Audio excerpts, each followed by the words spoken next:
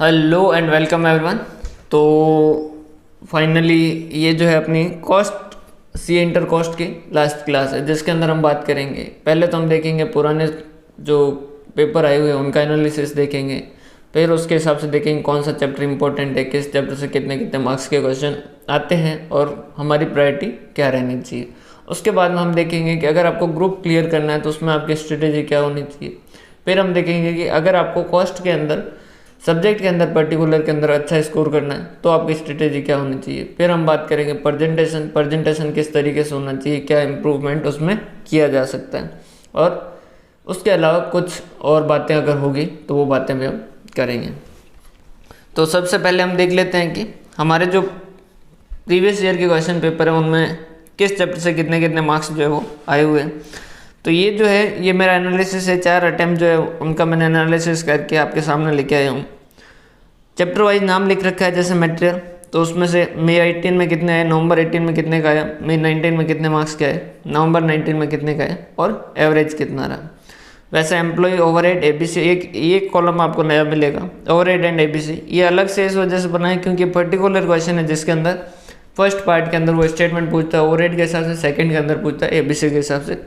Easy question है लेकिन ये पर्टिकुलर इसी तरीके का क्वेश्चन आता है तो उसको मैंने एक अलग किया है।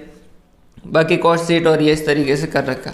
सबसे लास्ट में जो है वो हमने एवरेज निकाला है कि भाई 4 अटैम्प्ट के अंदर on an average her attempt के अंदर कितने मार्क्स के क्वेश्चन किस चैप्टर से आते हैं। और उसके बाद में हमने क्या किया, उसको कैटेगराइज किया। कैटेगराइज किस तरीके से किया है, ए कैटेगरी में हमने उसको रखा है जिसमें 10 या 10 से ज़्यादा मार्क्स के क्वेश्चन जो वो आते हैं। बी कैटेगरी में हमने उनको रखा है जिनमें 7.5 से 10 के बीच में आते हैं। सी कैटेगरी में 5 से 7.5 के बीच में जिन चैप्टर से क्वेश्चन आते हैं। और डी कैटेगरी में जिस चैप्टर से 5 मार्क्स से कम क्वेश्चन जो है आते हैं। तो आप इनको क्या कर सकते हो, रेफर कर सकते हो। जैसे आपको देखने को मिलेगा कि सर्विस जो वो एक कैटेगरी में, सर्विस वाला कॉस्ट सीट जो वो एक कैटेगरी में, और मार्जिनल कॉस्टिंग जो वो एक कैटेगरी में। तो ये देखिए मार्जिनल कॉस्टिंग कंटिन्यूस 15, 10, 5, 15 इस तरीके से आ रहे हैं। कॉस्ट सीट जो है उसका भी क्वेश्चन कंफर्म आता है 10, 10, 10, 15। तो ये आपको मदद करेगा। और उसके अलावा जैसे सर्विस कॉस्टिंग है तो सर्विस कॉस्टिंग का फिक्स है कि भाई 10, 10, 10, 10 आते हैं। तो ये आप प्रायोरिटी रख सकते हैं कि भाई इनके ऊपर आपको ज़्यादा ध्यान देना है।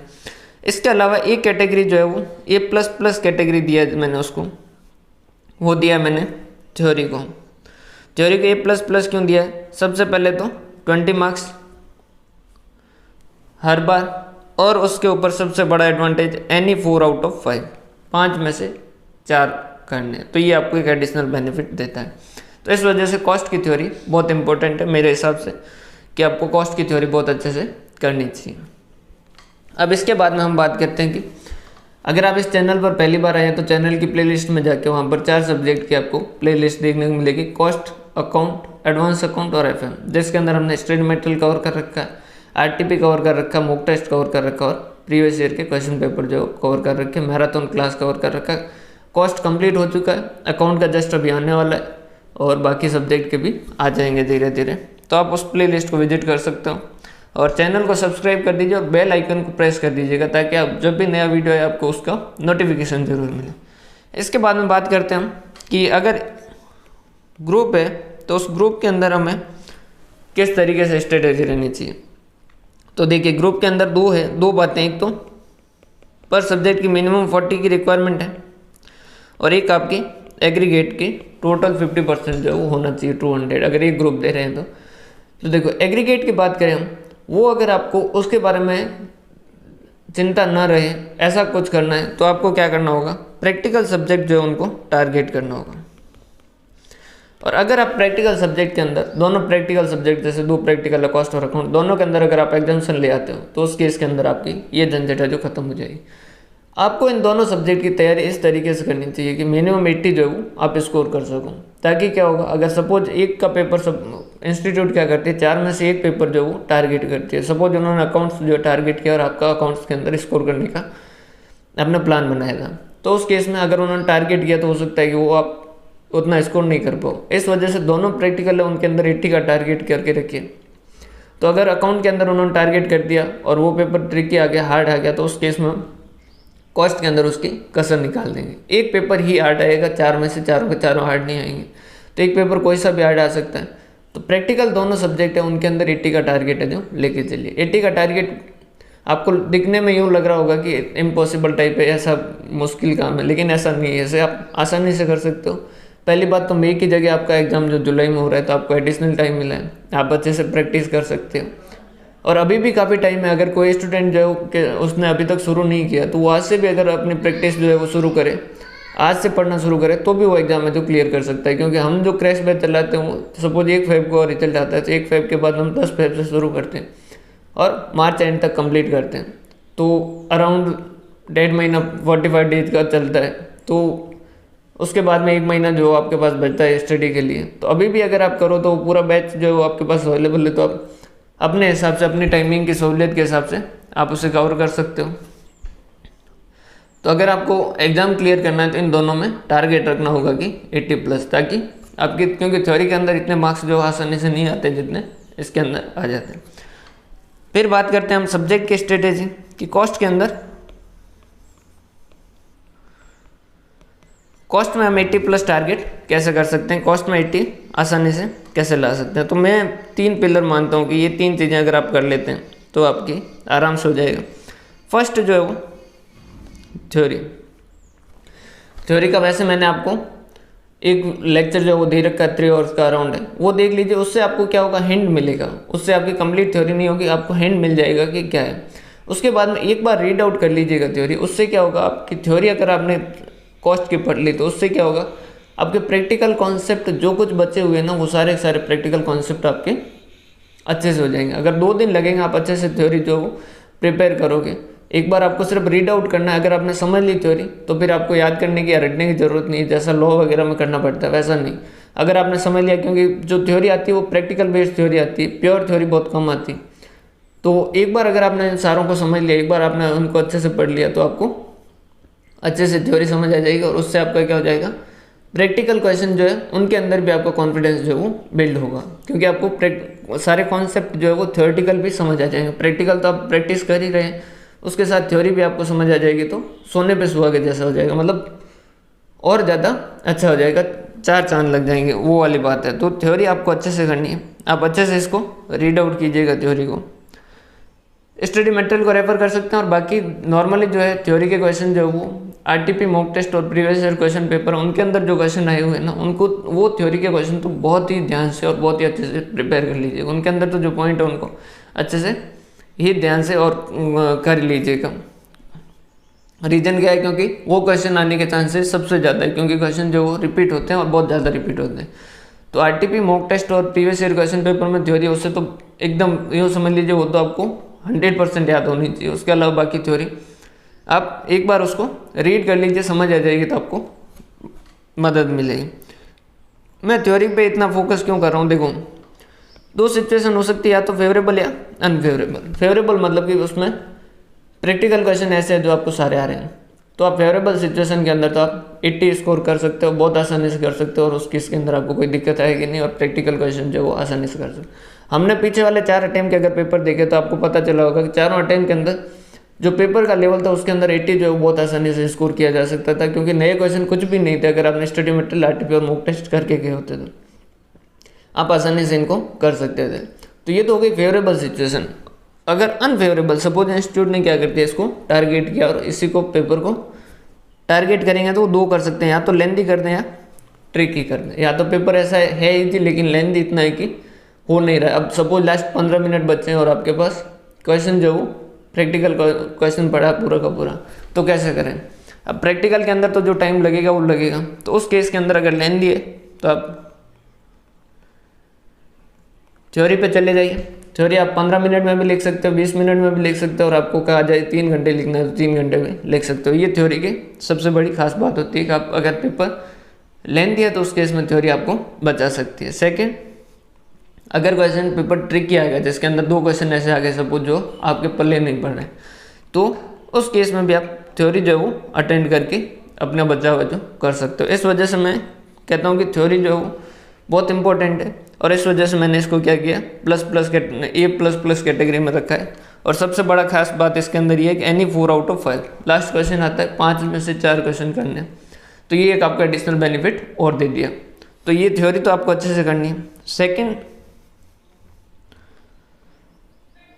सेकंड जो है वो मैं मानता हूँ कि अगर आपको अच्छा स्कोर करना है तो आपको प्रैक्टिस करनी होगी। स्टडी मटेरियल RTP और मॉक टेस्ट अगर आपने कर रखी है हाथ से एक बार, तो उसके बाद में अब जो है आप क्या कीजिएगा, ओल्ड सिलेबस के अंदर जाइएगा और वहाँ से स्टडी मटेरियल और PM जो है वो कवर कीजिए। और वो कैसे कवर कीजिएगा, देखो मैं ऐसा क्यों कह रहा हूँ कि भाई स्टडी मटेरियल ओल्ड सिलेबस के और ये प्रैक्टिस मैनुअल कीजिए, और मैं क्यों कहता हूँ कि किसी और सर के या किसी भी फैकल्टी के पर्सनल नोट्स करने के बजाय इनको कीजिए, क्योंकि अगर आप इनसे पढ़ोगे तो आपका प्रेजेंटेशन ऑटोमेटिकली अच्छा होता जाएगा, ठीक है। और क्वेश्चन जो बनेंगे वो है इंस्टीट्यूट जो बनाएगी, वो पेपर जब बनाएगी तो उनके पास जो रेफ़र करने के लिए जो चीज़ें होगी वो सारी की सारी क्या होगी, इंस्टीट्यूट का मटेरियल ही होगा, तो वो वहीं से रेफ़र करके क्वेश्चन पेपर बनने वाला है। इनके क्वेश्चन जो है वो किस तरीके से करोगे, देखो कॉस्टिंग का पेपर के अंदर जो है कॉन्सेप्ट अलग चीज़ है वो आना चाहिए, उसके अलावा क्वेश्चन पढ़ने का तरीका आना चाहिए, क्योंकि अगर छोटी सी बात है उस पर अगर आपका ध्यान नहीं गया तो आपका क्या हो जाएगा, पूरा क्वेश्चन गलत हो जाएगा। जैसे ये हो कि मैं पर मंथ है और आपका ध्यान नहीं गया और आपने पर मंथ ले लिया तो आपका आंसर है जो गलत हो जाएगा। तो इनकी प्रैक्टिस कैसे करोगे, इनकी प्रैक्टिस करोगे रीडिंग प्रैक्टिस। सर क्या बात कर रहे हो, इनको रीड करने से क्या होगा, इनके क्वेश्चन को बहुत आराम से और स्लो बहुत ही ध्यान से और स्लो पढ़िए, आराम से पढ़िए एक एक क्वेश्चन को, ठीक है। और उस क्वेश्चन को पढ़ोगे तब आपका धीरे धीरे माइंड के अंदर क्या होगा, उसका फ्रेम है जो बनना शुरू होगा। और जैसे जैसे जितने नए क्वेश्चन पढ़ोगे उतना आपका क्या होगा, नए क्वेश्चन को किस तरीके से लिया जाए, किस तरीके से उसको किया जाए, उसके लिए क्या अप्रोच होनी चाहिए, वो आपकी फ्रेम जो आपके माइंड के अंदर बननी शुरू होगी। और अगर आपने क्वेश्चन सही से पढ़ना शुरू कर दिया, वो अगर आप में आ गया कि क्वेश्चन किस तरीके से सही से पढ़ा जाए, तो फिर आपके मार्क्स जो वो अपने आप गेन होने शुरू हो जाएंगे। क्योंकि अगर आपने क्वेश्चन सही से पढ़ा, इसका मतलब आपकी सिली मिस्टेक जो छोटी छोटी मिस्टेक है वो होने बंद हो जाएगी। इससे अगर आप इन क्वेश्चन को ध्यान से पढ़ोगे तो आपकी दो चीज़ें होगी, अगर आपने क्वेश्चन ध्यान से पढ़ा तो आपकी स्पीड बढ़ जाएगी आंसर के वक्त, क्योंकि माइंड के अंदर फ्रेम हो चुका आंसर, सिर्फ आपको उसको क्या करना, पेपर पे लेके आना। और सेकंड, आपकी एक्यूरेसी जो वो इंक्रीज होगी, आपकी जो छोटी छोटी मिस्टेक है वो होनी बंद हो जाएगी। तो मेरा सजेशन ये है कि आप क्या कीजिए, नए जो क्वेश्चन है, जितने नए क्वेश्चन है उतने क्वेश्चन क्या कीजिए, रीड कीजिए। जितने अलग अलग क्वेश्चन आप रीड कर सकते हो उतने क्वेश्चन जो है वो नए नए रीड कीजिए। नए क्वेश्चन इस वजह से कहता हूँ क्योंकि नए क्वेश्चन के अंदर माइंड अप्लाई होता है। अगर आपने कोई क्वेश्चन कर रखा है और उसी को वापस पढ़ रहे हो तो उस केस में क्या होगा, माइंड अप्लाई नहीं होगा, क्योंकि आपको आंसर पहले से पता होगा। तो आप नए क्वेश्चन जो पढ़िए, और वो भी इंस्टीट्यूट के मटेरियल से पढ़िए, SM से, PM से, ओल्ड सिलेबस वाले में, ताकि आपको क्या होगा, क्वेश्चन का प्रेजेंटेशन जो ऑटोमेटिकली आपका सुधरता जाएगा।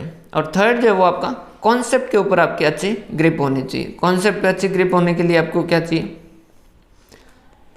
समरी नोट्स, कॉन्सेप्ट का समरी नोट्स। अगर आपने खुद ने बना रखे हैं तो वो यूज कीजिए, अगर नहीं बना रखे हैं तो जो हमारी वर्कबुक है उसे रेफ़र कर सकते हो। इस वर्कबुक को कैसे लिया जा सकता है उसका वीडियो जो उसका मैं लिंक जो डिस्क्रिप्शन दे दूंगा, तो वहाँ से आप पता कर सकते हो। फर्स्ट ऑफ ऑल मैं आप सबका धन्यवाद देना चाहूँगा जो आप लोगों ने वर्कबुक को इतना सपोर्ट किया, इतने सारे लोगों ने परचेज किया, उसके लिए मैं धन्यवाद देना चाहूँगा। बाकी आप वर्कबुक या फिर आपका खुद का अगर समरी नोट्स आपने बना रखे हैं तो उसको, इसमें क्या किया गया है, आपने प्रैक्टिकल कॉन्सेप्ट जो वो क्या कर दिए, सारे लिख दिए। अब आपको पता है कि भाई रिपीटेड डिस्ट्रीब्यूशन के अंदर परसेंटेज जो है यूज करना है, रेशियो यूज नहीं करना है। स्टेप लेजर के अंदर परसेंटेज यूज नहीं करना है, रेशियो यूज करना है, ठीक है। या फिर डायरेक्ट के अंदर रेशियो यूज करना, परसेंटेज यूज नहीं करना। अगर आपको ये बातें 5-6 बार आपने पता चल गई, आपने 5-6 बार पढ़ ली, तो फिर आपका क्या हो जाएगा, एक कॉन्फिडेंस लेवल बिल्ड हो जाएगा। और फिर आपका क्या होगा, क्वेश्चन मात्र आपका क्या हो जाएगा, कैलकुलेशन बचेगा कि अमाउंट ये और इसको कैलकुलेट करना है। अगर नया क्वेश्चन है तो अमाउंट ये और उसको कैलकुलेशन करना है। रीजन क्या है, क्योंकि आपको प्रोसेस समझ आ गया पूरा कि ये प्रोसेस है, इस तरीके से आपको इस क्वेश्चन को अप्रोच करना है। तो इस वर्कबुक को आप जितना ज़्यादा कर सकते हो उतने ज़्यादा कीजिए। अगर आपने पहली बार करोगे तो 5-6 घंटे लगेंगे, दूसरी बार में 3-4, और तीसरी चौथी बार के अंदर ये 2-3 घंटे में, 1.5-2 घंटे में भी होना शुरू हो जाएगा। तो अल्टीमेटली कहने का मतलब ये आप 1.5-2 घंटे के अंदर पूरा कॉस्ट जो है वो रिवाइज कर पाओगे, पूरा कॉस्ट। तो समझिएगा आपका कॉन्फिडेंस जो है वो कितना बिल्ड होगा। और इसकी मदद से आप क्या कर सकते हो, 8-9 बार 10 बार रिविजन है जो अपना कर सकते हो, तो आपका कॉन्फिडेंस जो अपने आप बिल्ड होगा। अगर आपने खुद के समरी नोट्स बना रखे हैं तो आप उनको भी यूज़ कर सकते हैं, वो रेफ़र कर सकते हैं। अगर नहीं बना रखे हैं तो आप वर्कबुक जो है वो लेके उसको भी रेफ़र कर सकते हो, जैसे आपकी इच्छा। अगर आपने बना रखे हैं खुद के हाथ से तो वो बढ़िया है, अगर नहीं बना रखे हैं तो आप वर्कबुक जो है वो यूज़ कर सकते हैं। अगर वर्कबुक आपने परचेज की है तो उस केस में पहली बार जब आप देखते हो तो उसको मैराथन क्लास के साथ वर्कबुक को कवर कीजिएगा और फिर अपने आप से उसमें ब्लैंक वाली जो उसके प्रिंट आउट निकाल लीजिएगा 5-6, और उतने बार आप खुद से फिल कर दीजिएगा। तो आपको क्या होगा, कॉन्फिडेंस जो है आपका बिल्ड हो जाएगा। ये अगर आप कर लेते हो तो कॉस्ट के अंदर 80+ बहुत आसानी से आप स्कोर कर पाओगे, क्योंकि क्वेश्चन आपने पढ़ना सीख लिया, ठीक है, कॉन्सेप्ट आपके ग्रिप के अंदर है, थ्योरी आपके ग्रिप के अंदर है। अगर ये चीज़ें हो गई तो फिर आप आराम से जो है वो कवर कर सकते हो, आराम से 80+ से टारगेट कर सकते हो। अगर आपने एक सब्जेक्ट के अंदर 80+ टारगेट कर दिया तो यकीन मानिए सीए फाइनल के अंदर जो आपका कॉन्फिडेंस लेवल जो होगा वो इस तरीके से होगा कि आप सीए फाइनल बहुत आसानी से क्लियर कर पाओगे, क्योंकि आपके अंदर एक कॉन्फिडेंस क्रिएट हो जाएगा कि हाँ मैं एक किसी सब्जेक्ट के अंदर 80+ ला सकता हूँ, मतलब मैं काफ़ी अच्छा स्कोर कर सकता हूँ, मेरे लिए सारे एग्जाम है जो ईजी है मैं उसे आराम से क्लियर कर सकता हूँ। तो ये स्ट्रेटेजी आप फॉलो कीजिएगा। नेक्स्ट जो है वो नेक्स्ट बात करते हैं प्रेजेंटेशन पे कि सर प्रेजेंटेशन का क्या। तो देखो, अगर आपने इंस्टीट्यूट के मटेरियल को रेफर किया और वहीं से पढ़ा है तब तो आपको प्रेजेंटेशन की खास चिंता करने की जरूरत है नहीं, क्योंकि आपके माइंड के अंदर जो आंसर फ्रेम हो रहे हैं वो किस तरीके से हो रहे हैं, इंस्टीट्यूट के हिसाब से हो रहे हैं, तो आपका प्रेजेंटेशन ऑटोमेटिकली अच्छा हो रखा है, तो आपको ज़्यादा चिंता करने की जरूरत नहीं। लेकिन फिर भी अगर आपको प्रेजेंटेशन पे लगता है कि हाँ प्रेजेंटेशन किस तरीके से होना चाहिए, तो अब से आप जब भी क्वेश्चन पढ़ोगे तो उसमें सबसे लास्ट में लिखा होता है यू आर रिक्वायर्ड टू, वो है जो उसे क्या करना है, आपको बहुत ही ध्यान से पढ़ना है और फिर देखना है कि देखो you are required to calculate break even point. तो मतलब क्या हुआ, आपका आंसर जो है वो इस तरीके से होना चाहिए कि लास्ट जो है उसका एंड कहाँ पे होना चाहिए, ब्रेक इवन पॉइंट पे। तो या फिर उन्होंने कहा you are required to prepare statement, तो आपको क्या आंसर किस फॉर्मेट में बनाना है, स्टेटमेंट फॉर्मेट में, कि विदाउट फर्दर प्रोसेस कितना प्रॉफिट और विद फर्दर प्रोसेस जो कितना प्रॉफिट। तो आप स्टेटमेंट फॉर्मेट के अंदर क्या करेंगे, आंसर देंगे। तो आप अब से जो क्वेश्चन स्टडी करेंगे उसके अंदर क्या करोगे, रिक्वायर्ड टू वाला पार्ट पढ़ के फिर आंसर जो है उसको देखोगे, तो आपको अपना प्रेजेंटेशन समझ आ जाएगा कि वो रिक्वायर्ड टू का मैं जो इन्फॉर्मेशन लिखी है उसके हिसाब से वो क्या कर रहा है, प्रेजेंट कर रहा है। तो रिक्वायर्ड टू का सीधा रिलेशन है प्रेजेंटेशन से। तो अब से जो क्वेश्चन पढ़ोगे उसके अंदर यू आर रिक्वायर्ड टू, उसके नीचे जो पॉइंट दे रखे हैं उनके हिसाब से अपना आंसर जो फ्रेम करना शुरू करोगे और आंसर देखोगे तो आपको समझ आने लग जाएगा और प्रेजेंटेशन आपका ऑटोमेटिकली सुधरना शुरू हो जाएगा। और अगर प्रेजेंटेशन वैसे खास दिक्कत होगी नहीं अगर आपने इंस्टीट्यूट का स्टडी मटेरियल आरटीपी वगैरह किया है तो, क्योंकि आपको इंस्टीट्यूट का मटेरियल देखा है तो आपका प्रेजेंटेशन ऑटोमेटिकली अच्छा हो गया होगा, हो जाता है ऐसा। इसके अलावा कि सर मॉक टेस्ट पेपर अगर आपने करवाए हैं वो हमें चाहिए तो हम कहाँ से ले सकते हैं, तो आप टेलीग्राम चैनल पे है वहाँ से ले सकते हैं। आरटीपी और प्रीवियस ईयर क्वेश्चन पेपर तो इंस्टीट्यूट ने अपने साइट पे ICI बॉस पे दे रखा है, नॉलेज पोर्टल पे, तो वहाँ से ले सकते हो। बाकी अगर मॉक टेस्ट चाहिए तो मॉक टेस्ट टेलीग्राम चैनल पर मैंने शेयर कर दिए, 4 अटैम्प्ट के जो मेरे पास थे वो उनके क्वेश्चन और आंसर दोनों मैंने टेलीग्राम चैनल पर शेयर कर दिए। और ये जो एनालिसिस है ये भी मैंने टेलीग्राम चैनल पर शेयर कर दिया, तो आप टेलीग्राम चैनल से इन सारों को ले सकते हो। बाकी टेलीग्राम चैनल का जो लिंक है वो मैंने डिस्क्रिप्शन में दे रखा है, तो वहाँ से आप टेलीग्राम चैनल जो है वो ज्वाइन कर सकते हैं और वहाँ से ये चीज़ें जो ले सकते हैं। और लास्ट जो बात हम एड्रेस करने वाले हैं वो ये कि सर क्या अकाउंट्स, एडवांस अकाउंट और FM इनका भी इस तरीके से आएगा, मतलब जो आपने लास्ट में एनालिसिस किया है और जो प्रीवियस ईयर के question paper RTP mock test वगैरह किए वो आएंगे ज़रूर, थोड़ा सा लेट ज़रूर हो सकता है क्योंकि बनने में थोड़ा टाइम लग रहा है, लॉकडाउन हटने के बाद से प्रैक्टिस और दोनों के अंदर जो है वो टाइम जा रहा है, तो उस वजह से थोड़ा उधर भी टाइम देना पड़ रहा है। लेकिन फिर भी मैं दिन में 6-7 घंटे जो कंटिन्यूस निकाल रहा हूँ और अपनी स्टडी और वर्कबुक के अंदर प्रिपेयर करने में दे रहा हूँ, और टाइम कम करके, नींद वगैरह का टाइम कम करके मैं और कोशिश करूँगा कि आपके पास जल्द से जल्द पहुँचा सकूँ। तो लगभग 8 तारीख से आपका आरटीपी मॉक टेस्ट वगैरह का अकाउंट का है जो शुरू कर देंगे, 12 तारीख तक अपना अकाउंट भी कंप्लीट कर देंगे, 12 या 13 तक। तो 2-3 दिन लेट ज़रूर हो सकता है, बाकी आपका अकाउंट भी आएगा। इसी तरीके से उसका भी समरी नोट्स भी आएगा, एडवांस अकाउंट का भी समरी नोट्स वगैरह आ जाएगा। तो इनके बारे में आपको चिंता करने की ज़रूरत नहीं, और FM का भी आ जाएगा, इनके बारे में चिंता करने की ज़रूरत है नहीं। वर्कबुक किस तरीके से ली जा सकती है तो उसका वीडियो मैंने डिस्क्रिप्शन में दे रखा है। इसके अलावा क्या और कोई कॉस्ट के वीडियो आएंगे? अभी तक के हिसाब से मेरे हिसाब से ये कंप्लीट है। फिर अगर मेरे को कोई क्वेश्चन लिखा कि हाँ ये क्वेश्चन जो करवाना चाहिए, तो उस केस के अंदर मैं वो क्वेश्चन है जो करवाऊँगा। उसके अलावा एक मेरे दिमाग के अंदर और आइडिया आ रहा है, वो इस तरीके से कि भाई हम एक दिन रखें मंडे या ऐसा, जिसके अंदर मैं लाइव आके आपके जो डाउट है, अगर कोई डाउट रहता है तो वो डाउट जो सॉल्व करने की कोशिश करूं। और जैसे ही मेरा ये अकाउंट, एडवांस अकाउंट और FM इनकी क्लासेज कंप्लीट हो जाएगी, उसके बाद में मैं आपका जो जुलाई मंथ है, उस जुलाई मंथ के अंदर आपके लिए मैसेज के अंदर, अगर जिनको दिक्कत हो, मैसेज के अंदर मैसेज टाइप मत कीजिए। अगर आप डाउट पूछने के लिए मैसेज कर रहे हैं तो उस मैसेज को टाइप मत कीजिए, ज़्यादा टाइम लगता है। आप सीधा क्वेश्चन का पिक भेजा और वॉइस के थ्रू बता दीजिए कि सर इसके अंदर ये पॉइंट के अंदर ये डाउट है, तो आपका टाइम कम खर्च होगा और जल्दी से आप जो अपना आंसर ले सकते हो। आंसर में जैसे ही आप डाउट पूछ लो, उसके बाद में उस पर वेट मत करो कि मैं आंसर करूं, क्योंकि शेड्यूल इतना बिजी रहता है तो मैं कब देख पाऊँ उसका भरोसा नहीं। तो आप उसका वेट मत कीजिए, आपने वो डाउट भेजा उसके बाद में उसको छोड़ दीजिए। जैसे मेरे को टाइम मिलेगा मैं आपको क्या कर दूंगा, आंसर उसका कर दूंगा। क्लियर? बाकी हाँ, ये जो है ये अभी मैं प्लान कर रहा हूँ कि जुलाई के अंदर, जून तक अगर ये कंप्लीट हो जाता है तो उस केस में जुलाई जो है वो जुलाई के अंदर क्या कर देंगे, अपन एक टाइम रख देंगे दिन के अंदर 2 या 3 घंटे, जिसके अंदर आप मुझे डायरेक्ट फ़ोन करके भी डाउट है जो पूछ सकते हो, ताकि आपका और ज़्यादा टाइम बचे। तो वो जुलाई के अंदर टारगेट करेंगे। और एक ये भी प्लान कर रहे हैं कि मंडे या ऐसा कोई एक दिन, अभी प्लान है, देखते हैं कब तक होता है। एक दिन प्लान करके दिन के अंदर 1 घंटे जो है वो लाइव आए और लाइव आके आपसे आपके जो डाउट है वो उनके ऊपर डिस्कशन हो सके, तो वो लाइव आने की भी कोशिश करेंगे। वो सेटअप होने में थोड़ा टाइम लगेगा, पर अगर हो गया तो वो भी हम करेंगे। तो ये सारी चीज़ें हैं, अच्छे से पढ़िए, अच्छे से प्रिपेयर कीजिए। एग्ज़ाम होंगे या नहीं होंगे ऐसी फालतू की बातों में ध्यान देने से अच्छा है आप अपनी प्रिपरेशन जो वो अच्छे से कीजिए, और अच्छे से कीजिए तो आपको और ज़्यादा बेनिफिट होगा।